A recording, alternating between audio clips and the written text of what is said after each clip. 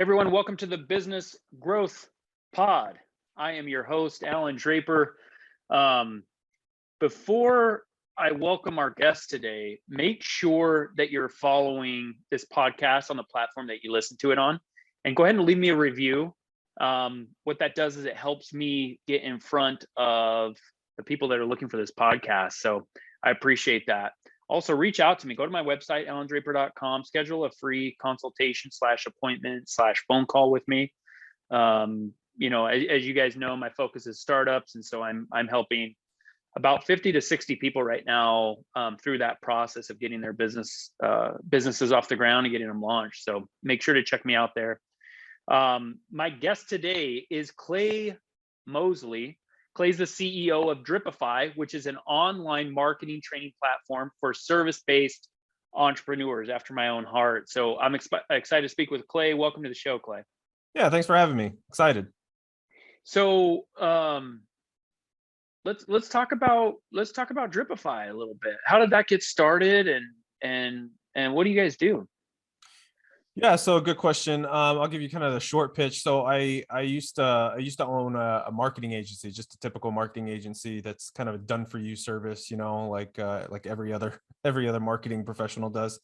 So after I sold that, I decided that I didn't want to do the agency model anymore, because I was tired. By the time towards the end, I was getting tired of seeing a lot of small businesses who need marketing help, but they didn't have the agency budget, because agencies charge a ton of money every single month. And so I decided I'm going to go the consulting and training route.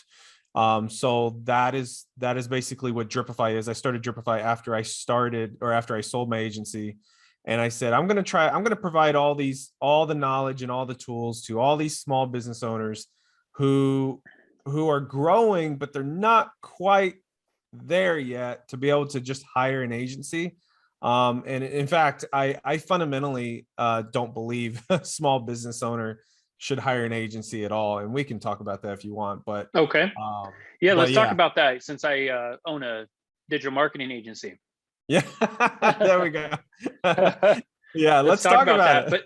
But let's. No, I agree. I agree, man. There were, and I started mine to mostly service the businesses that I own and start, and I've gone back and forth over the years with my businesses. At first, we did everything in house, and I'm talking about pay-per-click SEO, like any type of email campaigns, any type of digital marketing.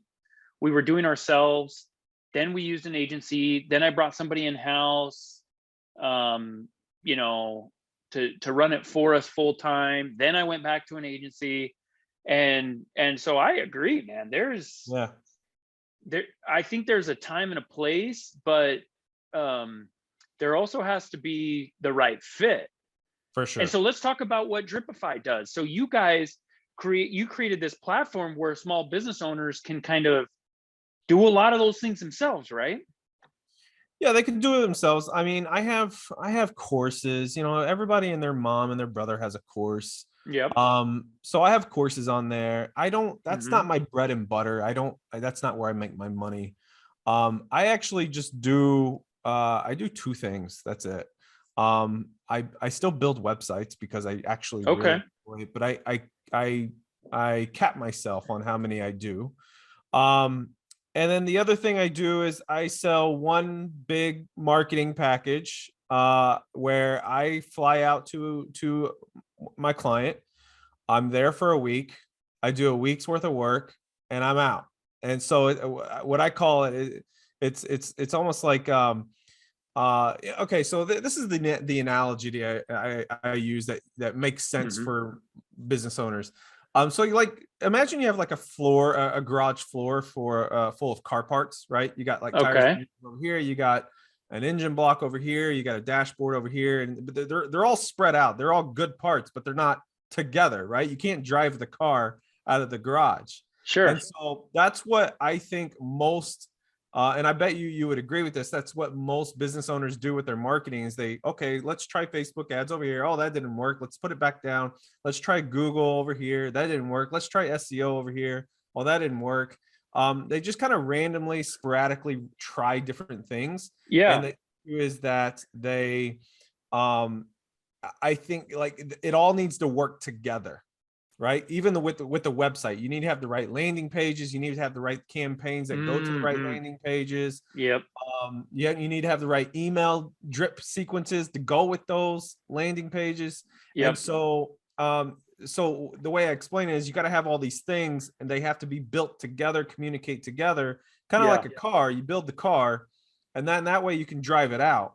And so that's what I do. I fly out there. I basically, quote unquote, build this car. And so that includes like website, all their email marketing, like setting up their ad campaigns. I don't run them, but I just set it up. Like I do all the things. Um, and so I'm kind of the mechanic. I build the car, Hmm. but they are the driver. So I teach them how Okay. to drive the car. And so by the time it's all said and done at the end of the week, I say, okay, here's your car.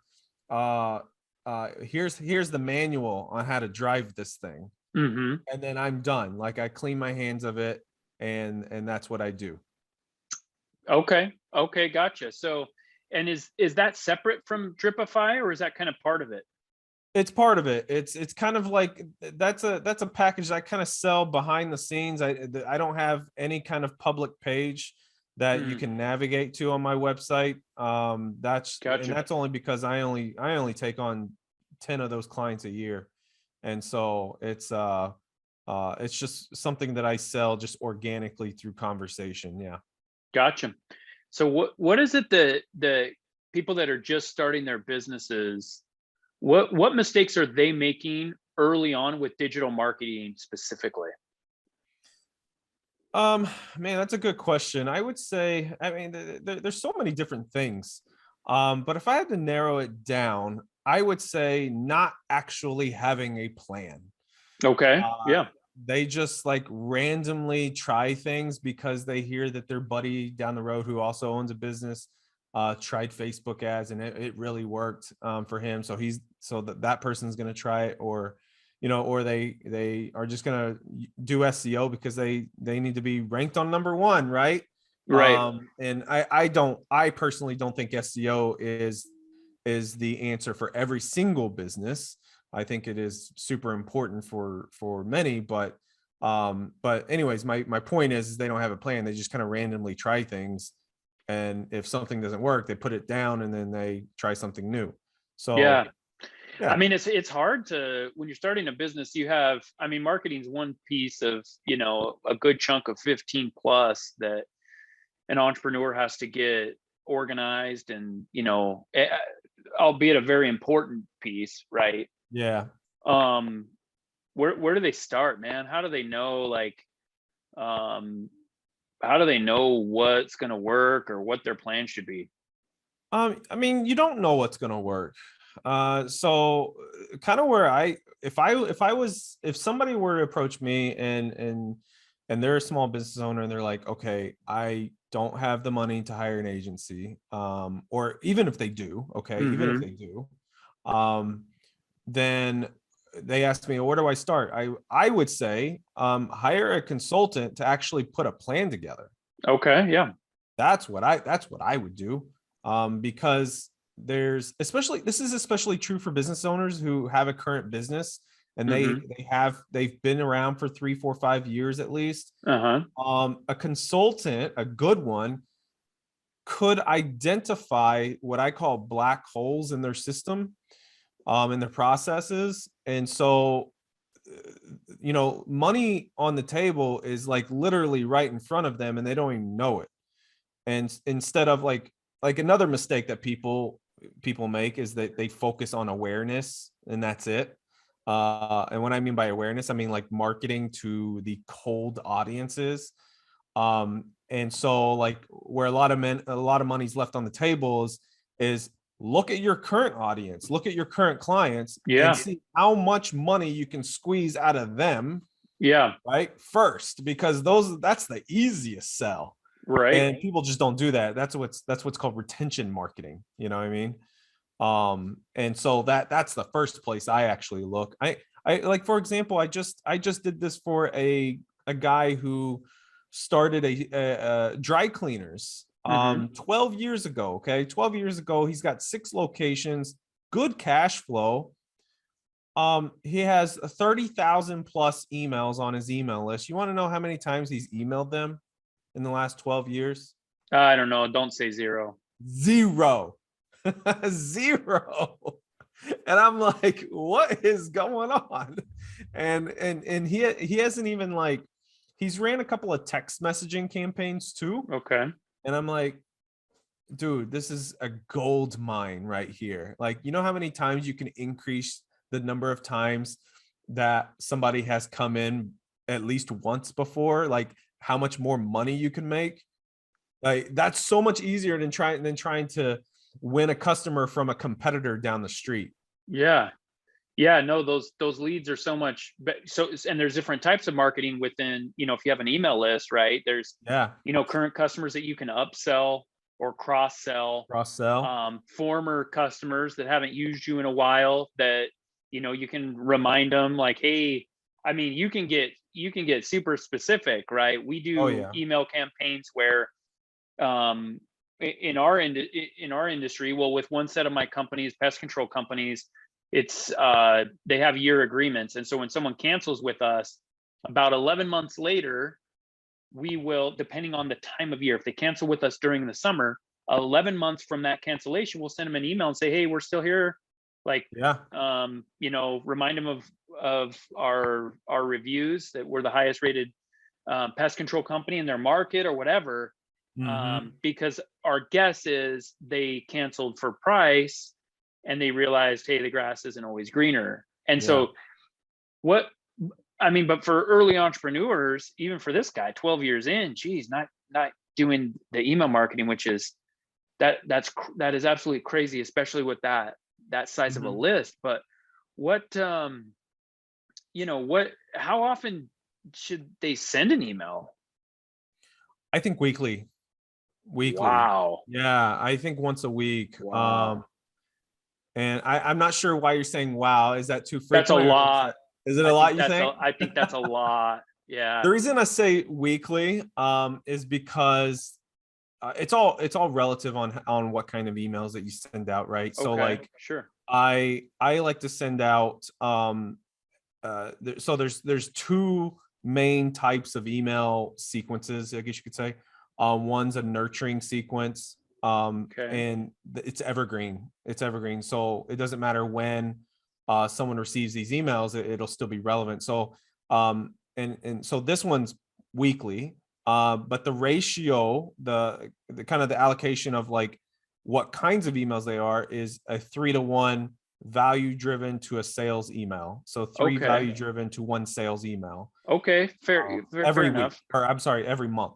So if you stick to that, like, it's fine. Now, if you're, so you're only asking for something once a month. Correct. You're saying, hey, we have a sell, right? Yes. The other 3 are, hey, we wrote a blog article, or hey, the weather's changing, or hey, this is something that you should watch out for. Those types of, okay, gotcha. That now that makes sense. Yeah, I mean, like, so like with your pest control client, like I doing something like hey, winter's coming. Exactly. Here's something that you can do to make sure all the mice don't go from the outside cold to inside your house where it's warm. You know exactly. what I mean? I have no idea if that's like a thing. No, we've legit done an email that says that exact thing. It just makes sense. It's just logical, right? Yeah, exactly. Yeah, something like that. And then like and ending it, that just end it, right? And so if somebody does an email like that and then they end it with, oh, like call us for an appointment and set up your okay, now that's a sales email. That is not a value driven email. So that's where a lot of people make a mistake, is they think that's a value driven email. But if you end it with like, okay, make an appointment, that's now a sales email. So I just want to be clear about that. And then the second type of like kind of drip, I guess email, it's not really email drip, is what is live broadcast. And so like some people do seasonal things or holiday things, like time sensitive things. That stuff's just done in real time. And you just write it in real time. And I don't know, it just depends on the business. Like that's sent out maybe 6 to 10 of those a year. Okay. No, not that many. Gotcha. Yeah, no, that I think that makes sense. And this conversation reminds me a little bit of an old Gary Vaynerchuk book. It might have been his first, I'm not sure, but that one that I think it's called Jab, Jab, Jab, Right Hook or something. Yeah, I bought the book. I I think it still has my Barnes and Noble receipt inside of it. Yeah. I haven't Yeah. read it. I haven't read it, but So yeah. I mean, the concept is exactly that. It's, the jab is provide value, provide value, provide value, provide value, right? Jab, jab, jab, Yeah. jab. And then the right hook is ask for something back. Yeah. And he's talking about it more in the social media context, but it works with, any type of marketing, right? Where It does, you're yeah. at least, and it's funny that we're kind of in that day and age. It didn't used to be like this, right? Before the internet Yeah. got big and stuff, like Back in Mad Men days, like exactly. It it was was all all promo. It branding. was all Yeah, promo. Yeah. yeah, exactly. And so, but that's what, my listeners, what entrepreneurs they have to do now is they Mm-hmm. have to add value in their marketing. And is that something that you see early entrepreneurs making a mistake with? Because I see it. I see that it's always like, hey, why aren't they buying from me? I have like the lowest prices and I'm always asking, right?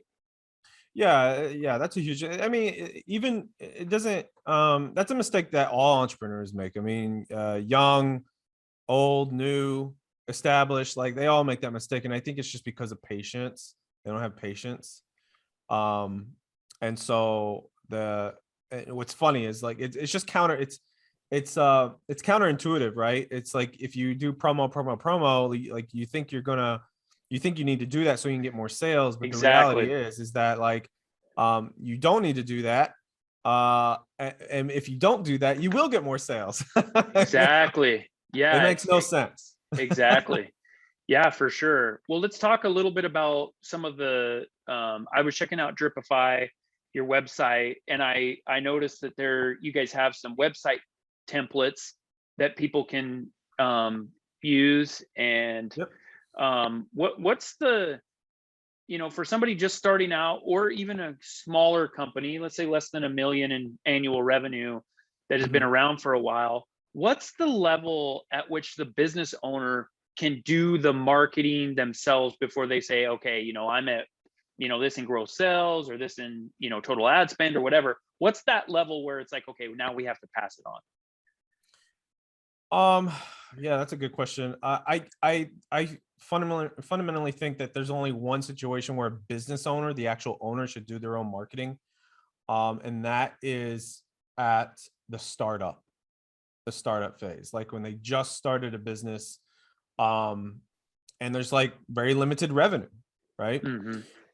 And then as soon as there's enough cash flow and revenue to hire an employee, and it all depends on who this employee is and what kind of business it is. I think that uh, that maybe the first employee should take on some of those tasks, and I'm making the assumption here that that employee is like an admin, or can be like is somewhat creative. Then that person can take off some of the transactional Sure. tasks. The other situation is, though, this is where I could justify an agency if an agency has a specialty. So if they are like, so I know a guy here in Austin whose specialty is YouTube, like YouTube ads. And that's all he does. That is legit all he does. So to me, there's justification to hiring a specialist, or like someone who specializes in branding, something like that. And then kind of going from a level up is, when does it make sense to hire an agency versus just bringing in like an internal team? Yeah. I think there's that next level up. I think maybe like, if I had to put numbers to it, it's usually $500,000 to $500,000 and up, in revenue a year. I think that you could justify bringing in an internal marketing person, or an individual person, or another, or two, depending on how much revenue and what your profit margins are. I think an agency comes into play whenever you are a big brand, a big company, and there's just that level of, there's agencies that have that level, like just like the connections, the media connections. I think that's where it makes sense to hire an agency if you're like a big national or international brand. So everything I've said up until now, I'm talking about small businesses. So just Gotcha. Yeah. Let's take a step back. You talked about, this agency that specializes in YouTube ads there in Austin. So are you saying that, for our listeners that are looking for, they've kind of decided to use an agency, or they're considering whether they should, that the specialization in platform is more important than the specialization in industry? For example, somebody that, hey, all I do is digital marketing for doctors, for family physicians. That's all I do, but I do it across all platforms. I'll do pay-per-click on social, I'll do pay-per-click on Google, I'll do SEO. Are you saying that the platform specialization is more important? My opinion, yes. This is a highly debatable topic. I personally do not, and if this is you, please don't take offense. I personally do not like agencies who specialize in an industry. Okay. Yeah, the reason I don't, and this is not everybody, there are exceptions, because the ones that say they specialize in certain industries, they tend to like to cookie cutter things. Yeah. And Yeah, they it's have the a same across template the board. that's worked before with a different, client or customer in a different geo. So they Yeah. you're like, hey, this has already been made, I'm going to rubber stamp this next project type thing. Is that what you're saying? Yeah. And this is more the case in regards to marketing. Yeah. And so I see it a lot. It's like super cookie cutter. And I see it a lot with SEO too. Do you? Where they use the same exact articles and things like that. And I'm like, oh no. Yeah. So yeah, I think, to answer your question, yeah, I think it's more about the platform, because they can come up with a highly customized solution for that client. But when they specialize in a certain platform, they know the ins and outs of how to maximize the benefit of using that platform. Yeah. Love it. So, Yeah.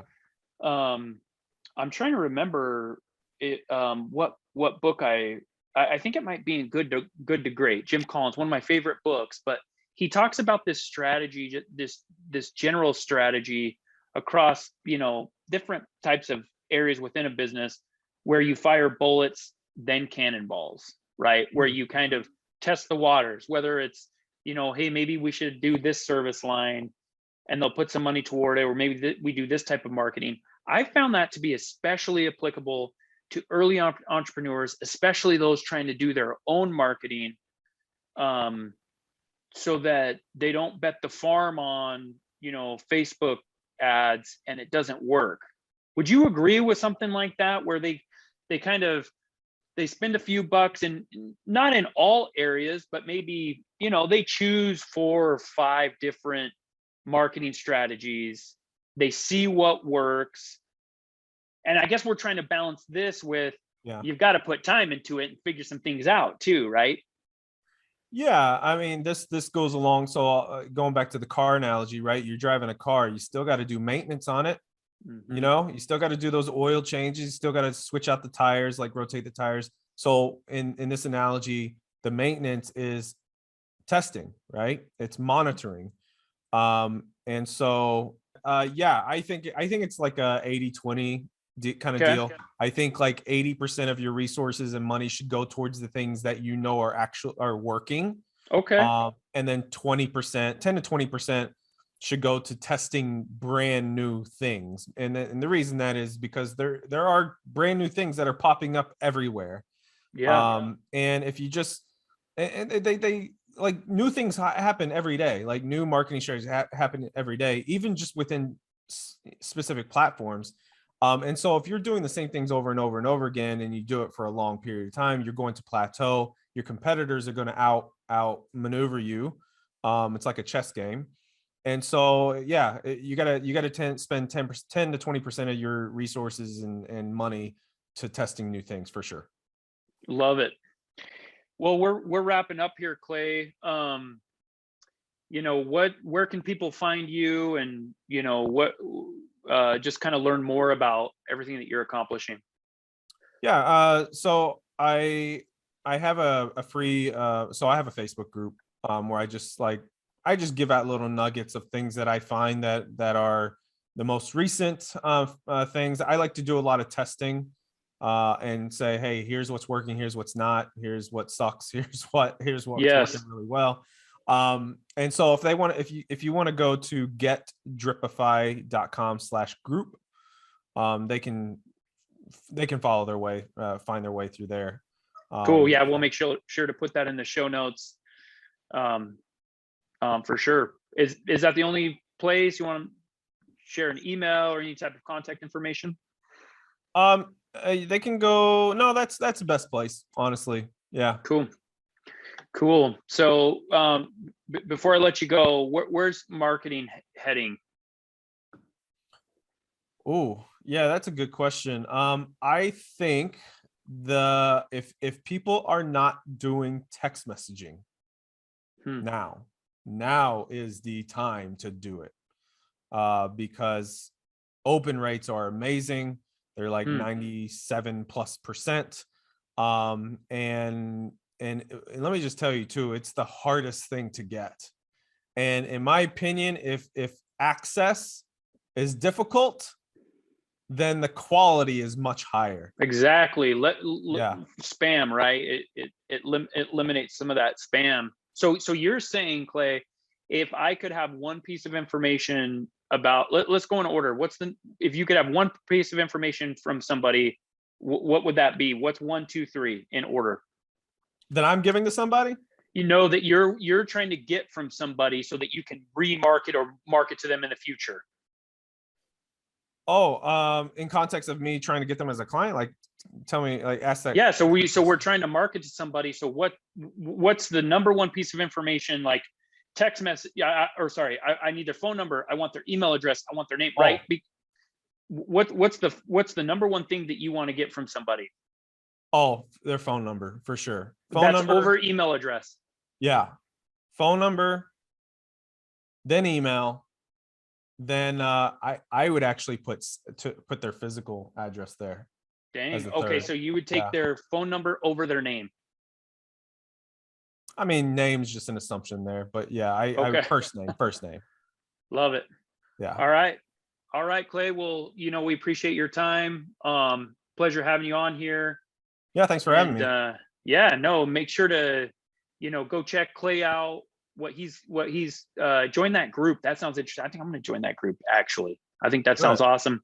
So we'll catch up with you later. Best of luck in everything that you're doing. Yeah, much appreciated.